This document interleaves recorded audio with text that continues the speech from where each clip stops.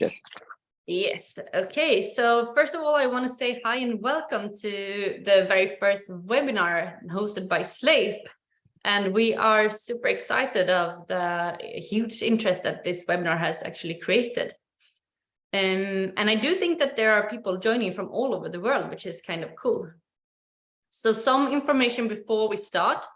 You will be able to send in questions during the webinar, and those that are more related to Sleip, we will try to answer in text during the webinar, but there will also be a Q&A with Marcus in the end of the webinar for you to answer some of those questions, Marcus. Yes, so before we start, one of our founders are here tonight. Veterinarian and biomechanical researcher, Elin Hanlund, and she would like to say a few words. So I think I just hand the word over to you. Thank you so much, Selma. Yeah, I'm super excited about this, and I've heard Marcus's talk before, but I am, as always, excited to hear it again. And I'll just tell you a little bit of the story. I'm one of the two founders of Sleip, and for me, this idea about using computer vision or actually using your cell phone was created for me doing a lot of research on gait analysis and how it could be used for in a clinical setting for veterinarians.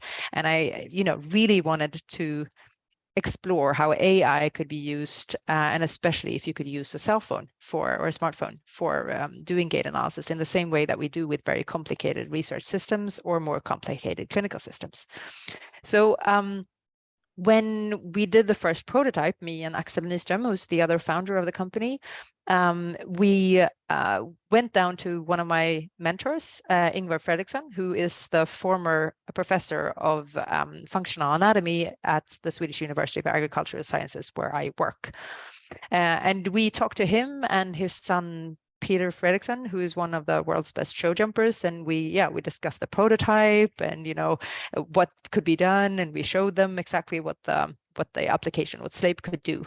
And Fredrik, he was really excited because he had the same idea in the 60s already that he wanted to use high-speed video to perform gait analysis or lameness analysis in horses. So he was super excited and he thought it looked really good, but he said, well, listen, Elin, what you have to do is to employ a psychologist. It's like, okay, because he said that it would be so problematic for a lot of the veterinarians to use a tool like this that will, more or less tell them more about lameness in horses, because everyone thinks they can see this in a really good way, and at the same time, they don't often agree. And people are really scared about technology. And Ingvar, he knows what he's talking about. He has been using technology for gait analysis, as I said, since the early 60s.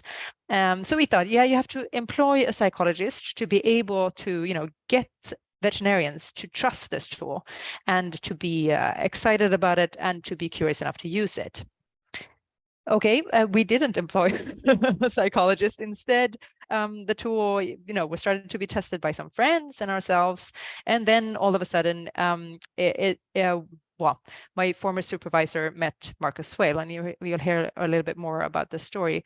But I think I'm super proud to have Marcus do this talk today, because I think for Sleip, Marcus has really been that psychologist, sort of bridging over the use of this very new technology into clinical practice. So thank you so much for that, Marcus. I think if you need another job in the future, we're happy to employ you as our own Sleip psychologist, because I think you've really been extremely curious with this technique. And it's not very often that you find veterinarians that have this urge to test new things and to see very humbly if this can add something to your clinical exam or to the work you do in clinical practice. So with that, I want to thank you, Marcus, for doing this tonight, for talking to all of us, and also for being very important in the development of Sleip as a technique. So the floor is yours. And maybe I should say your titles, but maybe you can do that yourself, Marcus. No, that would make me sound too self-important. And okay, then I'll do that. So Marcus Swail, one thing I hate is self-importance. So you're the team vet of all the equestrian disciplines for Team Ireland, and you are also graduate certificate in equine sports medicine, if I got that right. Yeah, that's That's perfect. And one change to that, actually, I've got a little more sensible as time has gone past. So as of this year, I'm just the team vet for the show jumpers, and one of my colleagues is doing the eventing team, and one of my other colleagues is doing the dressage team, and one of my other colleagues is doing some of the underage teams. So I appreciate the job offer, but I already have about 5 different trying to do 5 different jobs. And thanks for the very nice introduction and the kind words. And it's funny, you mentioned about I need to watch it, don't get into a big long story here, but you mentioned about the psychology thing when we were at the horse show in Dublin last year at the Nations Cup. We had a lot of media engagement, and we were having a breakfast one morning, and they were going around and talking to everyone, and they asked who the team did they have a team psychologist, or who the team psychologist was. They asked the riders, and a couple of them suggested that I might be the team psychologist as well. So maybe I have form in that regard also. So anyway, I digress. We better get started. So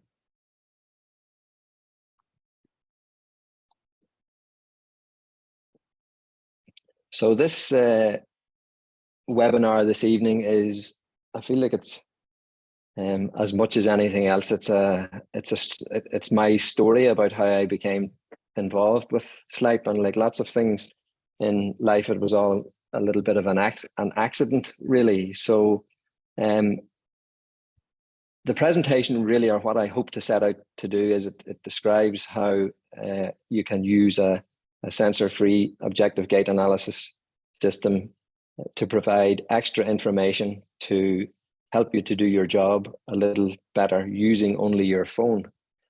And the story starts, I guess, when I traveled to Tokyo it's 2 years ago, coming up now in 2021, to the Olympic Games. And I mean, it was the most magnificent venue. This was the day I arrived, or maybe the second day.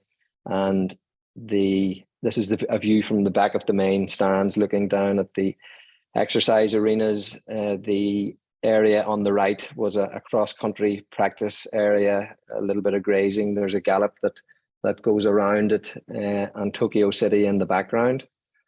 And this was just the same. I was standing in the same place when I took this photograph. I look at the main arena. They were just preparing for the dressage horses, and again, Tokyo City in the background. The stands, which unfortunately weren't as full as they might have been. It was still full swing COVID, unfortunately, at that time. And just on the right edge of that picture, and on the center of this one, is what I sometimes describe as the nemesis of the team vet. It's they were preparing the area for the horse inspections. And on the left, a view from the cross-country course, Tokyo Bay, behind the city in the background. And on the right, one of the more innovative show jumping fences, and Sam Watson, one of our eventing competitors, making a dynamic shape on the right-hand side. So you might wonder where this story is going, but there's great camaraderie between, the team vets, the FEI vets, all the treating vets at these championships. And as part of trying to keep ourselves sane and busy and so on while we're there, we started doing, it was too hot from 12 to 3 for the horses to compete. So there was a little lull in the middle of the day, which we used to use to do a little bit of exercise as much as we could. So a group of us used to get together every day. And this was one of the photo on the left was one of the first days. And I always joke about this one on the right. So this is my Swedish show jumping team colleague, team vet colleague, Rasmus. And this gentleman is the gent that used to take the physical training most days. He's Dr. Kurt Selberg. He's an imaging expert that was present at the venue, and it's really excellent to have people with this sort of expertise at the venue to help us to do our job. But it's also an illustration of where not to stand if you want to look good. So it was when one of these exercise sessions had finished one day that I came across this vista where this gentleman that's driving the buggy was is Professor Lars Rupstorff, who was tasked at the Olympic Games in Tokyo with measuring all the surfaces to make sure that they were safe and consistent. And I talked to him about that, and then we started talking about lots of other things. And this, I mean, even the surface measuring, the whole surface measuring thing is a very interesting science in its own. But somewhere in the middle of the conversation, we got talking about an app that his colleagues were developing at the university in Uppsala, the vet school, the veterinary faculty in Uppsala. And at that time, of course, that subsequently turned out to be Aileen and her colleagues. At that time, I didn't know who that was, but it sounded like really interesting to me. I work in a clinic with three other colleagues, and we're very narrow in what we do, just lameness examinations, pre-purchase examinations, performance loss. A horse was jumping well, it's not jumping well anymore, this type of thing. And, I had been looking at these gait analysis systems for some time, and I was really interested in them, but I was always put off by, a lot of them had, inertial IMU, inertial measurement unit sensors that you had to attach to the horse, and you had to hook up to those with Bluetooth. And, I like the idea of it, but I felt that I wouldn't use it probably as much as I should because of that extra work. And then the other system that I really liked and that I probably still consider the gold standard is the Qualisys system. So it's a multi-camera system, but you need a large room or a small barn really with 16 cameras. I think there is in it, and you have to attach a lot of reflective markers to the horse and so on. So, I had been looking at these systems for some time, really like the idea of being able to objectively measure the symmetry of the horse, but these things had been putting me off. And what Lars was describing was very interesting to me because it solved a lot of these problems. So when I came home, for a few weeks, I kept saying, I must contact those people. And eventually I sent Lars an email, and he put me in touch with the guys, and they came over to visit me and got me up and running with the system. And, I think that any time in clinical practice, anytime you're embarking on something new, whether it's a new medication or a new piece of equipment, I think that you always, I think it's innately built into us as clinicians, or it should be, that you need evidence that something is useful and proven and works properly. So it was important to me that the app had already been validated against the Qualisys system that I described before, and that gave me great confidence in it. And then as I began to use it, really from the beginning, one of the other things that gave me a lot of confidence in it, and this is something that I have joked about regularly since, one of the things I like about it is that it always agrees with me. Now, that's not absolutely true, but there is a significant element of truth in it, in that even when a lameness changes a little to my eye, that's almost invariably reflected in the app. And maybe the exception to that is sometimes it'll see something extra that maybe you're not paying attention to. So it makes you like in another limb, for example. So I think it makes you concentrate. But I like the fact that it has been properly validated, and also the fact that the information, there's no point in working with a system where you're seeing something and it's the information it's presenting is not logical to you. The information that I get from the app is always really logical and really, it's in keeping with what I see, which has been really important in giving me confidence in it. So what does the system look like? Well, all you need is a smartphone, ideally a stand to put the smartphone in. That's maybe not absolutely necessary, but I would really recommend that to everyone. The little tripods are really cheap. It means you can pop your phone onto the tripod, and I'll show you how that works in a moment. You press record, and you can just continue to, you don't have to video and try and watch the horse at the same time. And then obviously you need the app downloaded onto the phone. So, if you have those things, all you need is a horse, and you're ready to go. So in terms of what the mechanics of using it look like. So you start off with your phone with the app downloaded on it. You click the little plus in the top right here, and you can put in as much or as little information as you like. So I have to confess that a lot of the time I just put in the name of the horse, but you know, you can also put in the owner, the year of birth. You can put in a picture of the horse if you wish, chip number, breed, discipline. You know, if you want to fill in every box, you can knock yourself out. But it's, you know, it's quick and easy. You open it, you press plus, add the name of the horse, and then you pop it up onto the stand, press record, and you trot the horse up and down. I have a couple of trot ups at the clinic here, and I think they're about 30-35 meters long, something like that. So you'll see them in the videos, and normally twice up and down that, assuming the horse is not messing around too much, is sufficient to collect like good, reliable information on each case. And then when you finish trotting your horse up and down twice, you pop your phone off the stand, and you get this type of appearance on the left. So it just asks you if you want to continue, which you do here. And then if you're not connected well to Wi-Fi, you know, when I'm out in the yard, I'll just save it locally, but and wait until I'm connected to the Wi-Fi. But then you just come in and you press upload, and you get this type of appearance where it starts uploading to the server, and that upload runs to 100%. And at this point, it's uploaded to the server, and it is being interrogated by the algorithm. And I think this is, you know, it's a simple point, but it's an important point. I mean, it's not that there is someone who is sitting at the other end looking at it or anything like that. It's being processed by an algorithm remotely on your behalf. And then you end up with this, while that's happening, you end up with this in progress thing, which then runs to 100%, and you get a new result from the horse. And that whole process is slightly dependent on how quick your upload speed is, but you know, it takes 5 minutes or less, 3 minutes.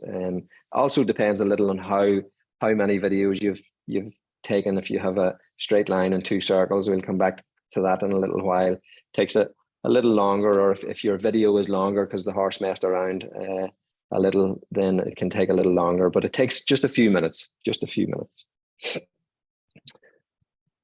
So what sort of information, when it comes back to you, what does that information look like? Well, this is the front page here. So you have 4 little menus along the bottom here, and you get this front page, which is basically a diagram depicting the horse on each limb, and each limb is attributed a color depending on the degree of asymmetry. So it starts off, you can see in this case, you've got a green right fore limb. When it comes back up, you've got 2 gray right hind limbs, and then you've got a red left fore limb. So the color coordination or the color that's attributed to it is green, gray, through yellow, orange, and red, depending on the degree of asymmetry. And then when you move over onto the gait analysis tab, you get this circular diagram: left front, left hind, right hind. And each of the little gray lines is a stride that has been measured, with the length of the line being representative of the degree of asymmetry. So the longer the line is, the lamer the horse is, if that makes sense. So in this case, you know, this is quite a lame horse, lame left front. So you've got a good collection, like every single stride it took, it was lame left front, and they're all quite long lines. In other words, the horse was quite lame. And then the red line is the summation or the average of all of those strides that have been measured. So in this case, we have a red left front lameness. And then if you move across the bottom to the next tab, it gives you the analysis video. And that just gives you, if you want to interrogate which strides have been measured and so on, it slows it down and shows you which one is being measured. And there's a little tab here on the right. It's actually changed shape just as the app has developed, but I'm going to show you that in a second, because there's a little additional part to that. And then on the right, and I'm actually surprised at this, but lots of people really like this. Clients really like this. So this is just the original video, and on the app, there's a little arrow here where you can make it the full screen of the full size of the screen of your phone. So you have an actual documented video of every single case as well, which I think that lots of people seem to quite like as well. So and just on that analysis video tab, so you have this little tab that I might just start that again. You have this little tab back here that you can drag across, and not only then does that give you a look at the horse, but it actually shows you in tandem with the video here which strides it's counting. So this is a kind of it's not a feature that I use all that often, but sometimes if I have a question about the readout, or maybe there was a couple of strange strides that were really big or something like that, if I want to understand where they appeared, it's like a really handy little way of actually looking in time with the video which strides it actually counted. So this is actually just a horse that this horse has the dubious distinction of being my most Sleiped horse. I have 51 videos of it, I discovered when it was here yesterday or the day before. But anyway, so just to illustrate the functionality of the app, I'm just going to go through 3 cases. So the first case is a case that I'm going to maybe say before we start is probably not a typical one that I would use for the app for, because it's quite lame, and I tend to use it to help me when the lamenesses are a little more subtle. But it's good from the point of view of illustrating the functionality of the app, but it's maybe not a typical case that I personally would use it on. So this is a rare sunny day in Ireland, I guess, with birds and all sorts of things. So this is a pony that's pretty lame in its left front.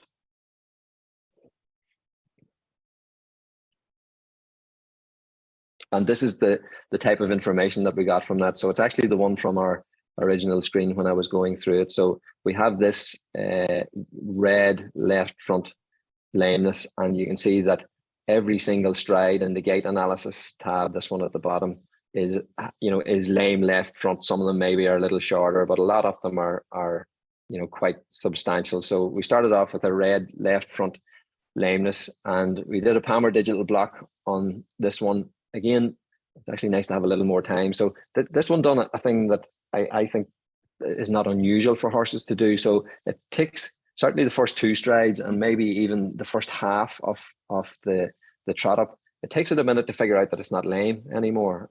Would be probably the best way that I could describe it. So it has a couple of little naughty ones at the start, and then it starts to say to itself, oh yeah, actually this is okay now.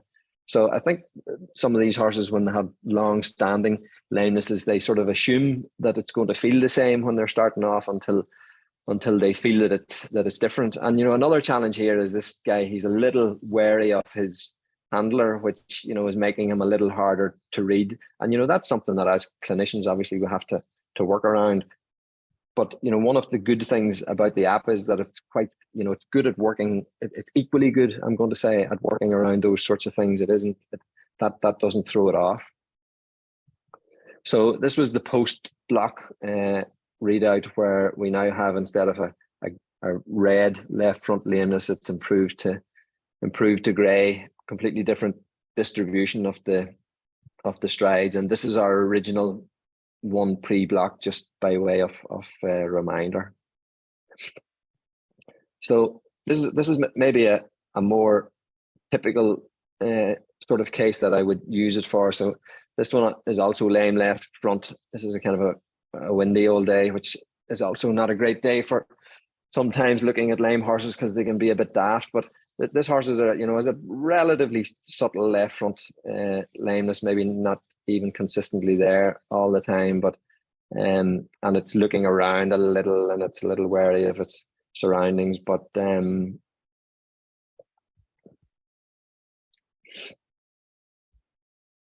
So a little lame left front. But one of the features of the app is that it will always read hind limb lameness going away, but it can read, depends a little bit on the horse and the circumstances. It will read forelimb lameness as both going away and coming back. So in some of the information, you might have noticed that it tells you the total number of strides analysed, and the forelimb strides are always higher than the hind limb strides for that reason.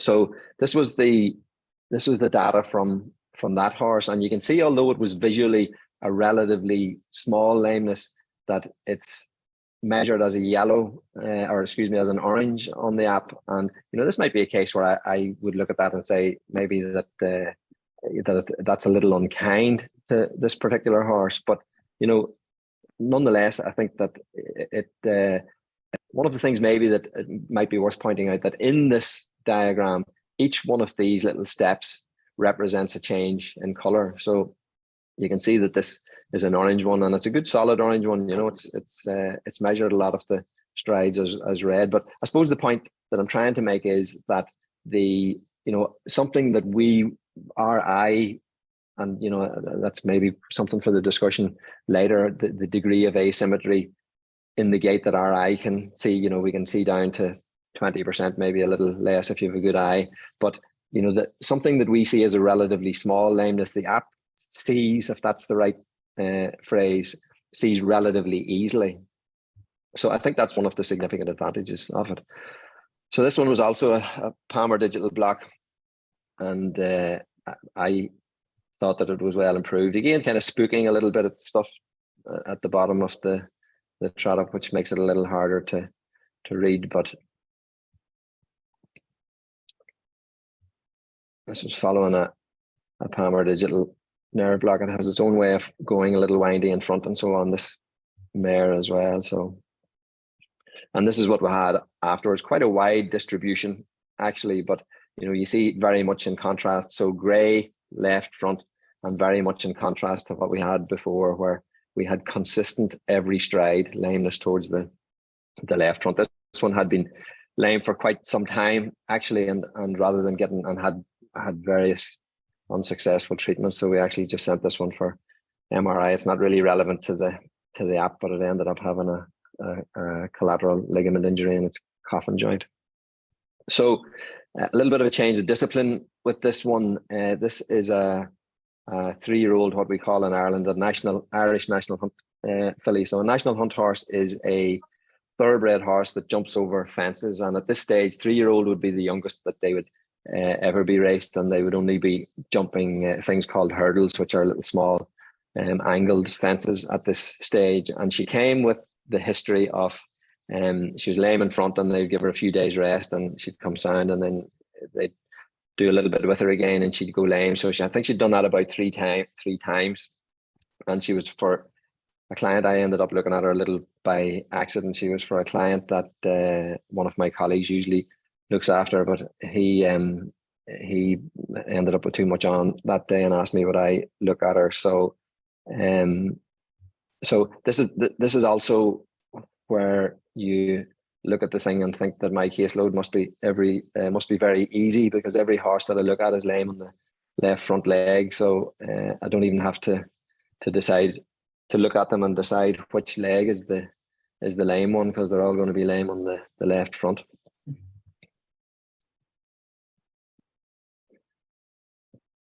So it's not always consistent, but it's still a relatively noticeable left front lameness. And again, although it's maybe not a huge lameness, that the app sees, if that's the right word, sees it pretty clearly. So yellow left front, couple of aberrant ones, but the great majority. So we had 33 steps that were measured, forelimb steps that were measured on this occasion, and they were consistently to the left front. So this one, I did a low 2-point and an abaxial nerve block on it, which not everyone will agree with me. I have a reason for doing that, but I don't like low 4-point blocks for reasons that we can discuss later if you wish.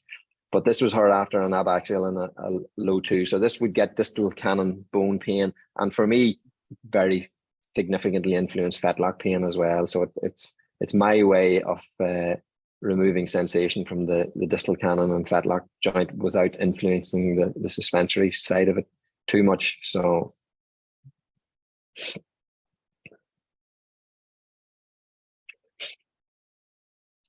my take at the time when I looked at her was that I thought that she was still lame, and that I actually thought that she was a little bit worse, or I thought that the lameness was maybe a little bit easier to see.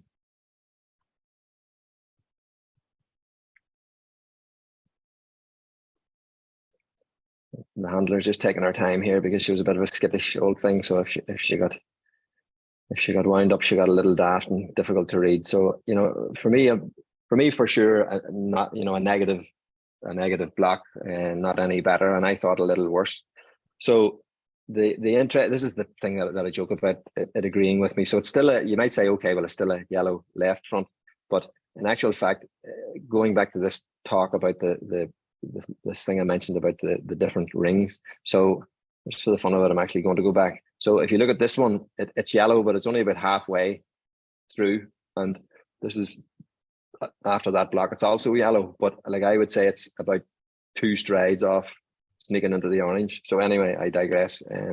I thought it was a little worse, and then looked at it, and I thought the app thinks it's the same, but then when I really looked at it thought it was a little worse as well. So the next block I did, rightly or wrongly, was a subcarpal block, and my impression here was that she was much better on her left front. On the original video, I actually trimmed these down to just once up and down for each horse, because in previous times that I've had to present this, I was squeezed for time. But the point I'm trying to make here is, when Jenny is turning at the bottom here, I say to her, I think that there's a little bit of a switch on. So in other words, I felt that the left front was better, but that she was threatening a little bit on the right front. So it's kind of funny on the video. I think I say something like, I think there's a bit of a switch on here, or something like that.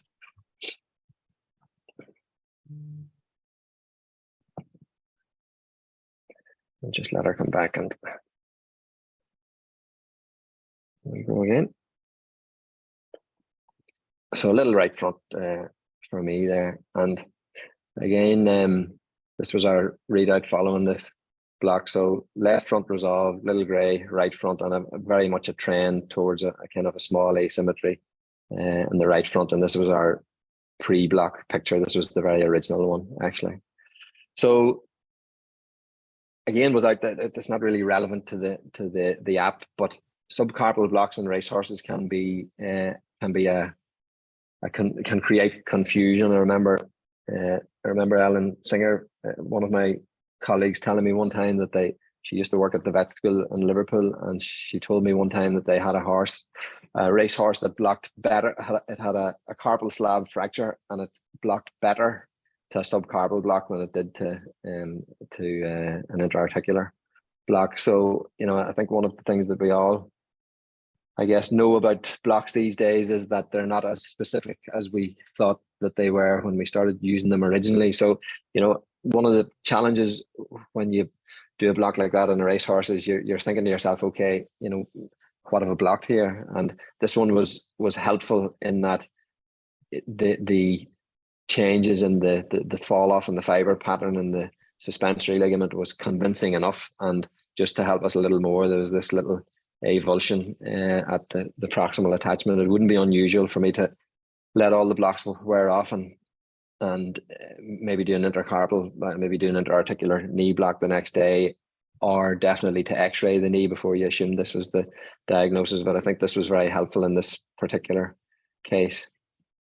So the last case that I'm going to do, unfortunately, is video free, because it was one of our team horses from a couple of years ago, but it's to try and illustrate how one of the other features of the app is that you can collect information on a horse over a period of time, a picture of a horse over a period of time. And, that can be very helpful if there's a performance loss, or, sometimes the owner or the rider will say, like, he doesn't look right to me. I'm not sure whether he was always like that, or whether I'm just studying it a bit more, or the rider might say he doesn't feel as good as he used to. So, if you have a breadth of information over a period of time, that can be helpful to finding a change.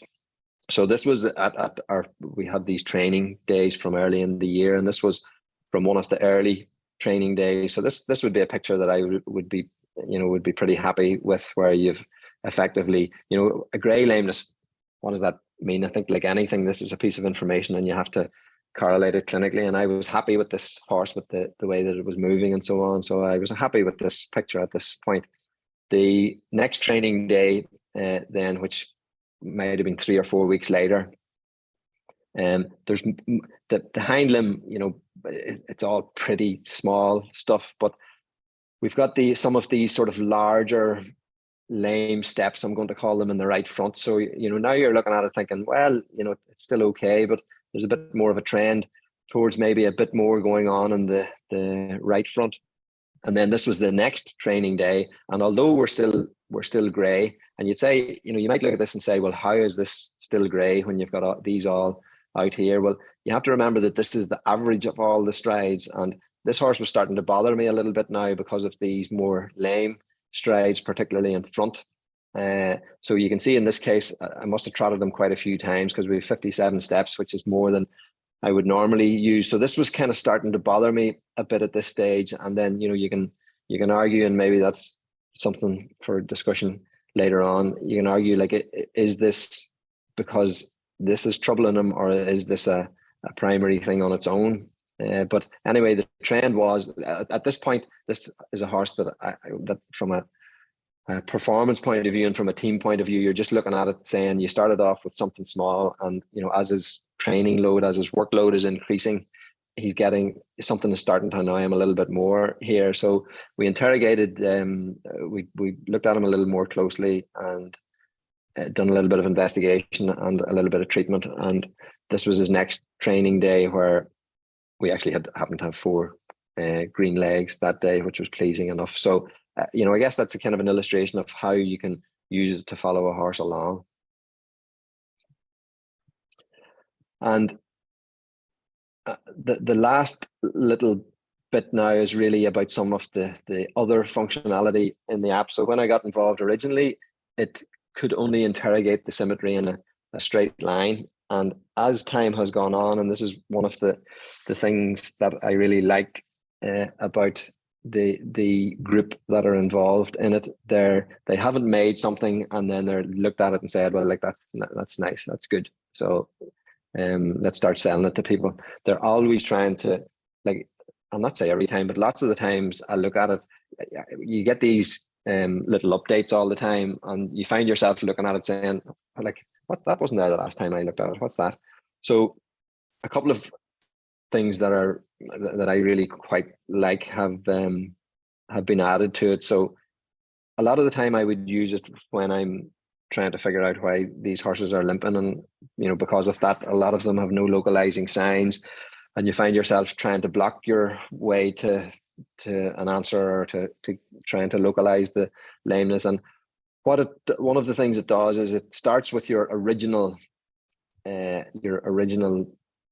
data and calls it the base data, and then you do a block. So in this case, you can do a little annotation as you go as well. So in this case, this horse had a right hind lameness and got a deep branch lateral plantar nerve block, and I thought that it improved very significantly. I was happy with the improvement, and then it puts a number on it. And then in contrast, this was one of these horses, and it actually I blocked on with this one later on as well. This is one of these horses that you start blocking, and you do lots of blocks, and it's the same at the end. So I mean, for practical purposes, this one, so you notice this is a minus number, so that's better. These positive, so 7% and a 9% means that it's a little worse. And like sometimes if you block a horse's foot and it's not his foot, they often look a little worse afterwards. So it's kind of funny, sometimes they're 30% worse. So I think I had a horse one time that was 100% worse, and one of my colleagues was asking me how I was getting on, and I told him that I had succeeded in making it significantly worse. It was about all that I had done. But this is a kind of a neat feature. I think the place that I find it most useful is sometimes, with a really challenging lameness or a frustrating one, you can find yourself at the start of the day with a picture, and you might do like a palmar digital and have axial, a low 2, a subcarpal, I don't know, a median ulnar, an elbow, shoulder, and you're standing about 5 hours later looking at this horse, and it's not as lame as it was when you started off, but it's still lame, and you're not entirely sure at what point it improved. And I think that this is really useful at, number one, you actually have a video of them all to go through, but number two, it'll also give you much more information about where it improved and when it improved and which block maybe improved it most. So it can be really helpful. I really like this from that point of view. It can be really helpful.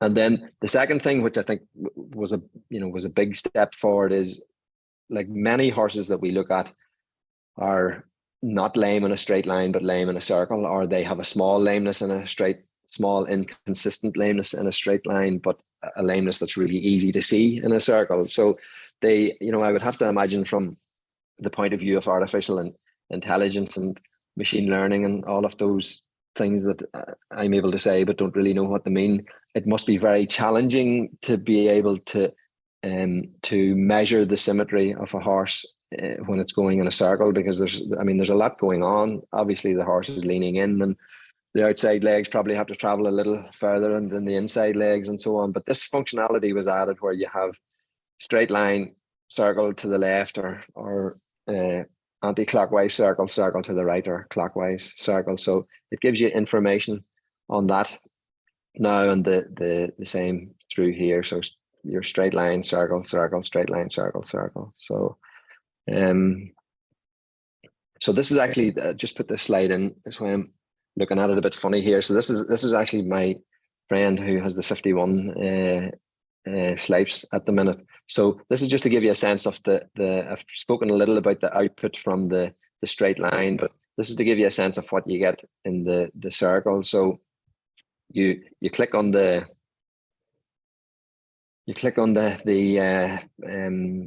appropriate tab, and you go to your gait analysis. So so you can either unlink the two circles and then they look the same as the previous ones that I showed you, or you can link the two of them together. And when you link the two of them together, you get this type of appearance where you have the anti-clockwise circle on the left, the clockwise circle on the right, the information from the circle to the left here, the information from the circle to the right here, and then there's the hind limb. There's not much going on in this horse now. And then this is the combined version of the two. So in other words, this line and this line, they're the two dotted lines, and then the solid line is the conversion of the two. And sometimes you'll have a horse that's only lame in one circle and not lame on the other, and the combined thing sort of distorts it a little bit, and you might not like that, but you can just unlink the circles again if you wish. So that's that's a really clever function that I like a lot as well. And then I think this is probably the final piece of the jigsaw. So one of the other things that is really nice as well is that you can collect information from, or data from, a horse at an examination, and if you want to follow that horse on, so say in a practical instance at my clinic, I'll have a horse that comes here, and historically you might have decided what's wrong with it or made a diagnosis. You might have gone with a treatment, and then you want to understand what that treatment has done for the horse.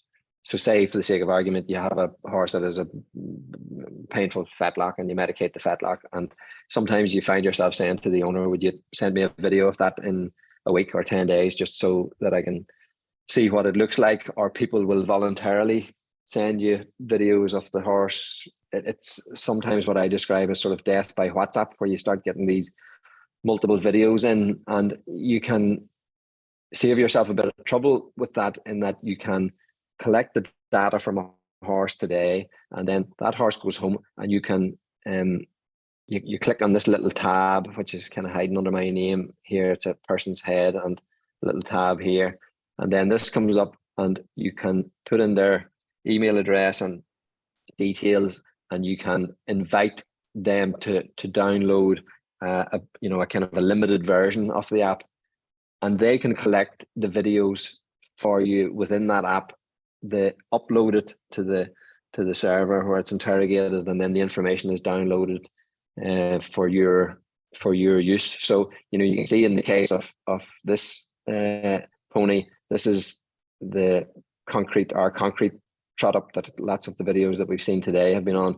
But this one and this one were from the client's home stable. Then this one was back with me, and then there's a few more up above. So you can collect, people maybe call you and say, I'm not sure whether this guy is as good as I would like him to be or whatever, and you can just invite them to collect the data for you, if you like, and then that's uploaded and is presented to you. You get a little notification to tell you that there's a new piece of information. So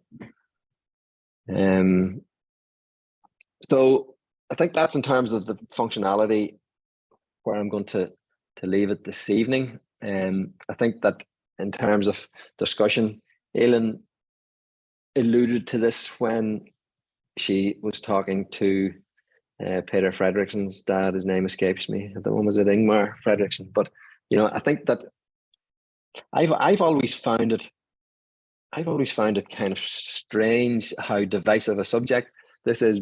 Partly because I've always really liked the idea of it and embraced it. And I think there's two ends of the spectrum. So at one end of the spectrum, you have, I remember going to one of the very early conferences when Kevin Keegan was presenting information about his lameness locator, and going to his booth at the trade stand and really not liking his approach that he took to it, because his approach was he'd show you a video of a horse and he would ask you what you thought was going on with it or where it was laying. And his starting point was that the lameness locator is right. And if you agree with that, then you're right. And if you disagree with that, then you're wrong. But you can think whatever you want, but the lameness locator is right. And interesting, and that did not sit well with me. But interestingly, at AEP, this presentation or a version of it was slotted in the middle of a couple of his, and I got talking to him quite a lot because of that, and his perspective on it has changed significantly. He has softened very much in that stance, I have to say.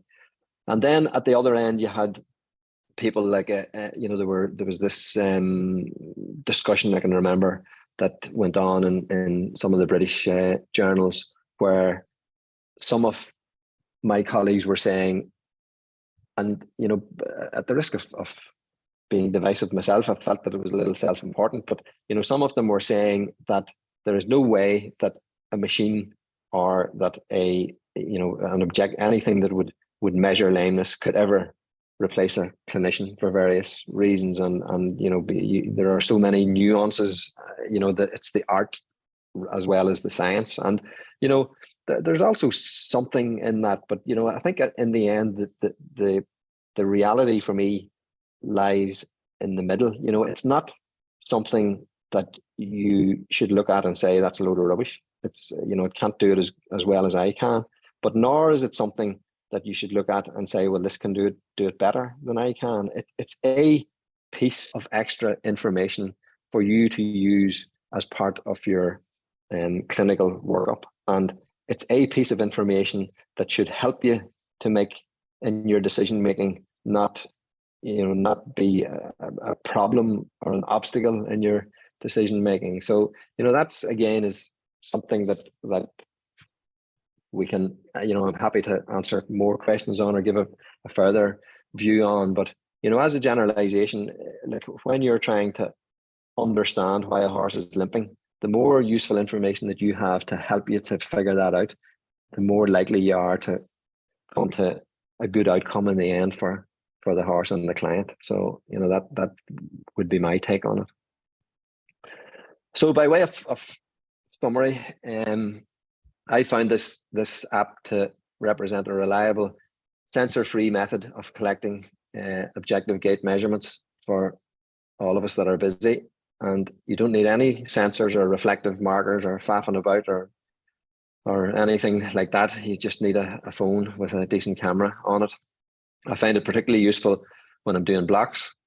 It also allows the collection of a breadth of information over a period of time on a horse, which can help to monitor a horse over a prolonged period of time. I found that clients, the vast majority of them, like the concept of it. They like the way the results are presented in a simple fashion, and they like this way that it can be followed on at home. And it has fitted really well into our practice and provides useful additional information without adding any extra work. So actually, I have one more. I better play this one as well, because let's see, I'll fly through. So thanks for your attention, much appreciated, and I'd be faster skipping to the end. This is one that I like to finish with, because we have our fair share of animals about the clinic, and unfortunately, one of the algorithm hasn't got to a point yet where it can interrogate the gait of one dog, never mind two dogs. So I suppose one good thing is that other animals appearing in the middle of it doesn't seem to cause any confusion. I have to confess that we've never tried trotting two horses at the same time to see what would happen, but maybe we'll try that someday when we're trying to answer that question. So thank you very much, everyone, for your attention. Okay, thank you so much, Marcus. I actually think that you have some questions in the Q&A, and we can start with, can we predict the region of potential source of lameness based on the defect of impact versus defect of push-off? So I can just answer that by chatting away, Salma. That's the case. I don't have to type it or anything like that, no? No, do I have to click? Do I have to click on the answer live thing, or no? No, far away. You can just talk. Okay, so regards to my colleague Philippe Benoit, who asked the question. Nice to hear from you. So what's my answer to that question? So my answer is that is something that I always collect as a piece of information. So, for example, in that pony that I used as an example with the deep branch lateral plantar nerve block, so that was very much a push-off lameness, and a horse that has a push-off lameness that improves to a deep branch lateral plantar nerve block leads you very strongly in a particular direction and gets you very interested in their suspensory ligament. And the great majority of foot lamenesses are impact lamenesses. So the answer to the question is that I think it can be a good guide, but I think, like many things in when we're interrogating our lamenesses, like many things, I wouldn't rely on it completely or too heavily, because there are some of the lamenesses that don't read the book, if that makes sense. So I think that it's something that I file as a piece of information, but maybe don't let it influence me too heavily. I think that you still we all would like things to shortcut us to a diagnosis a little bit quicker, but and I actually can remember years ago going to a thing at AAP about hind limb lamenesses, which I think that Philippe was involved in, and thinking when I went into it, well, this is going to be great because I'm going to be able to figure out hind limb lamenesses much faster when I've gone to this. And unfortunately, the only thing that I really learned from it is that you have to continue to be thorough and logical in the way that you work through it. So I hope that answers the question, or at least partly answers it. Thank you. Okay, so another question would be, what do you think about using IMU sensors to monitor symmetry and locomotion during exercises? Well, I mean, I think lots of things. So the IMU sensors have more limitations than I realized in terms of the measurements that they give. They're not maybe quite as accurate as I thought that they were. So what do I base that on? I based that on a presentation at BIVA from an expert in IMU sensors and how they provide information of where they actually are in space and so on. So, you know, I think that those systems that use inertial measurement unit sensors provide excellent, accurate data. But I think that what's the problem with that? Absolutely no problem. I think that they're good, and I think that they're accurate, and I think that they work well. But I also think that for every 5 horses that I will examine with the Sleip app, I'll probably only do one if every time it involves taking the horse out, starting to attach sensors to it, taking out my iPad, starting to hook up to the sensors with Bluetooth, trot the horse up and down, download the information by Bluetooth. It's so I mean, I think that if you've seen the amount of data that Kevin Keegan presented at AAP from a system that used those IMU sensors, I mean, he has massive amounts of data, and it's really interesting in terms of lamenesses on the ipsilateral side and contralateral side and difficult lamenesses. So I mean, the data is useful and accurate, and it was actually nearly death by data. But I think that this system has what I would consider similar accuracy, but without the without all the faff and the hassle. Thank you. And have you used the system on horses with back problems that are not lame? If yes, what's your opinion? So I think that there are a couple of limitations. So in the end, the purpose of the system is to interrogate or to measure asymmetry. So the question then becomes, does a horse with back pain have asymmetry? So of course the answer is it depends on what the back pain is, and it depends on where it is. So could a horse with, say for the sake of argument, unilateral significant sacroiliac pain have an asymmetry? Quite likely. Could a horse with that has significant spinous process impingement associated with pain and discomfort, will that horse have asymmetry? Probably not. Maybe it doesn't bend quite as well in the circle one way or both ways. Maybe it's stiffer through its body. But I think that it's less useful in back pain as a generalization. And I think one of the other limitations, and this is a limitation of all the gait analysis systems, is in some of my colleagues in racing in Ireland have been talking to me about the system, and one of the quite common conditions that we see in our race horses, particularly our flat race horses, here is palmar osteochondral disease, and a lot of those horses have either bilateral forelimb, bilateral hind limb, or quadrilateral distal cannon pain, and those are horses that are really bad movers but don't move asymmetrically. So I think that it's about measuring asymmetry. When do you mostly see asymmetry? When you have a horse that's that has a limb lameness. So it's more limited, certainly in interrogating back pain would be my feeling on it personally, anyway. Super. And a lot of you guys are asking about Sleip analyzing horses under attack or ridden horses, and I can actually answer that. And that is one of our prioritized features right now, and it will be released kind of soon, I would say. And then we also have a question for you. Let's choose this one. So how does the surface the horse is trotting on affect the analysis?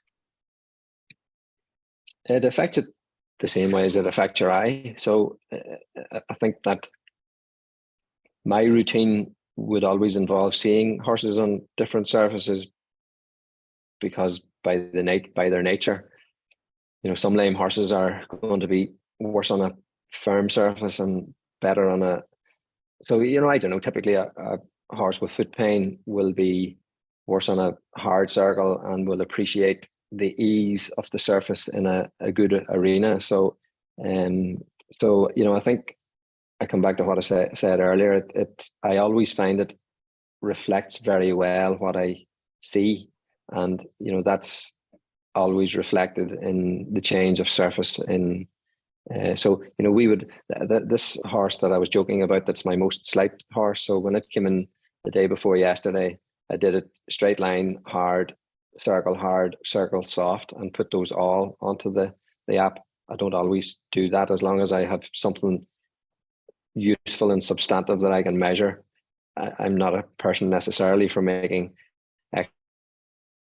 extra work in terms of the app, but it will read the variation in the lameness between different surfaces consistently in the same way that your eye will read it.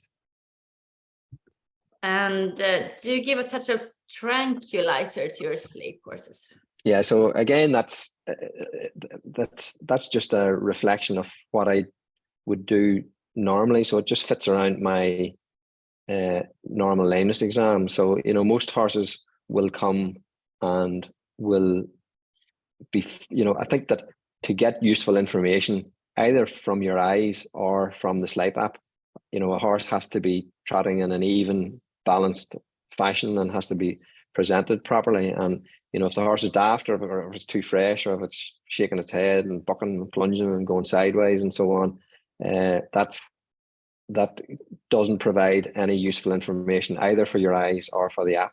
So occasionally we do give them a small bit of sedation just to bring them back to earth. And the idea with a little bit of sedation is always to make them, not to make them look sleepy, it's to make them look normal, if you like. And I think one other thing that might be worth mentioning is that sometimes you'll have a horse, maybe not unusual, that's been laying for a couple of weeks and it's been standing in, and then it arrives in a strange place and lots of strange people and maybe a couple of other horses, and it'll come out and it'll be a bit fresh and daft, and it'll put its tail up when it's trotting all the time.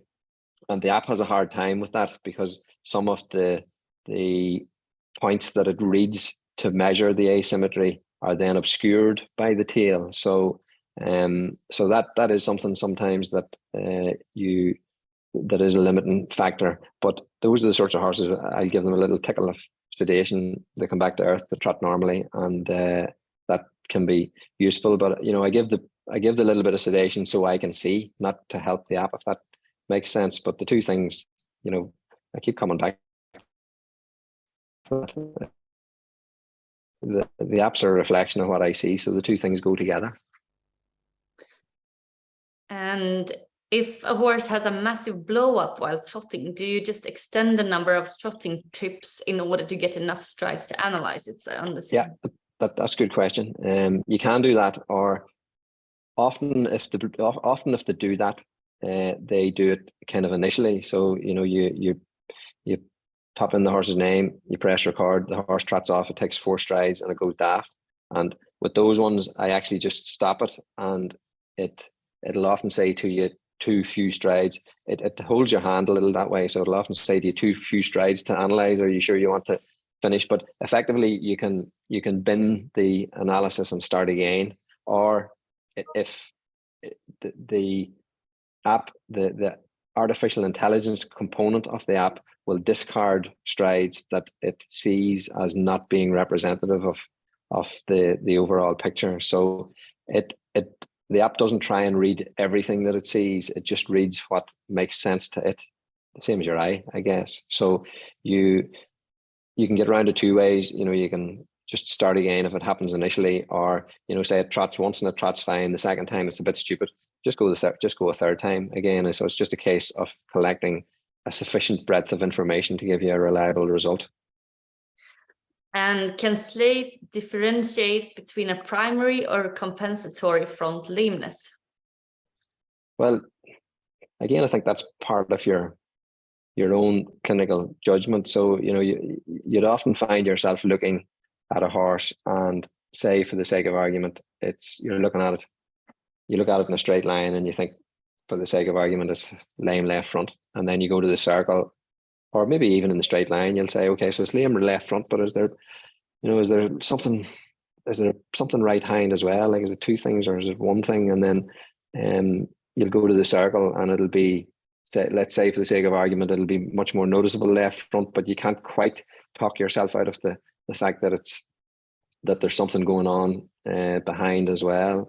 So, you know, it to a certain extent, it doesn't have any kind of emotional view of it. It just gives you the information that it measures. So, you know, I think that you'll then get information from that horse, say, and this happens quite commonly. So say for the sake of argument, you have a yellow left front lameness or an orange left front lameness, you'll very often have a contralateral or sometimes an ipsilateral. I mean, that's a whole science on its own, but you'll if a horse is moving asymmetrically because it has a painful left forelimb, it's not going to be moving perfectly symmetrically behind either. So, you know, I think that it's difficult to be sure initially whether that's, you know, a separate issue or whether it's a compensatory thing. But you work through it the way you always work through it. You know, I think a lot of these horses that you're trying to figure out whether it's primary or compensatory, then you block one, and then the thing that you're looking at behind, for the sake of argument, often goes away, and then you stop thinking about it. So, you know, I think that it's not a fast track really to a diagnosis. It provides useful extra information to help you find your way to it, is probably the best way that I could put it. Okay, last question here. Have you identified similar asymmetry patterns in different horses? For example, horses with proximal suspensory lesion? I think that maybe comes back a little bit to Philippe's question as well. I think that the danger is that that they don't all read the book. So, you know, I think from my point of view, I look at a lame horse, it'll be lame right front in a straight line, or left front, because all my lamenesses are left front, but it'll be, say, lame right front in a straight line. You go to the circle, it's lame right front, but it's worse on the outside. You go and look at it on a soft circle and it's worse on a soft circle. So, you know, you go and read the textbook, and then the textbook will say, okay, so you're making your differential list here, and you're starting with a list of things. So what does a horse that presents like that, what do you put at the top of the differential list with a horse like that? Well, you know, most of the things you would read would tell you that sounds like a proximal suspensory. You know, forelimb lameness, worse on the outside of the circle, worse on the soft, you know, sometimes maybe worse ridden. And then you go and do a Palmer digital block on that horse and it's sound. And then you so I think that it would be nice again to think that I use it as a piece of information, but I guess I try not to be overly led by it either. So I'm not sure that I'm quite answering the question, but I think that it would be nice to think that, you know, a particular diagnosis, so a horse with soft tissue foot pain would behave in a particular way, which is different to a racehorse with a carpitis, which is different to a horse with a lateral suspensory branch injury, which is difficult to, which is, you know, different from, and your list goes on. But I think that there's probably, unfortunately, too much variation within each diagnosis to draw too many. I haven't been able to look at a pattern and say, well, that looks exactly like this so far. That actually could be a better question for someone like Kevin Keegan, because he has data on thousands and thousands of horses, but personally not, no. Okay, I think we have to start finishing there. And thank you so much, Marcus, for your time and this nice presentation. And to all of you that has listened, don't hesitate to reach out. You can reach us through social media on both Instagram and LinkedIn and Facebook, or go to the website and book a demo if you want to, or just send in a contact request. So thank you so much for tonight, and have a lovely evening, all of you. Very good. Thanks, everyone. Bye. Okay.